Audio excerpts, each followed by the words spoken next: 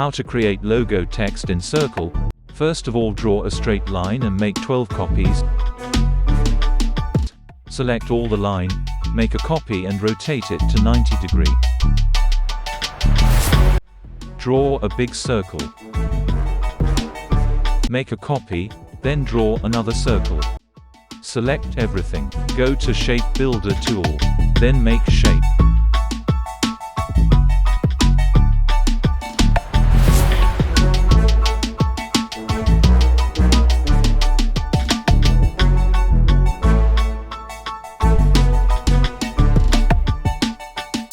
Select all the shape and press Ctrl+X. Delete all the lines. Then press Ctrl+V. Make another circle.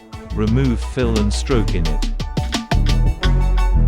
This is how you create logo text in Circle using Adobe Illustrator.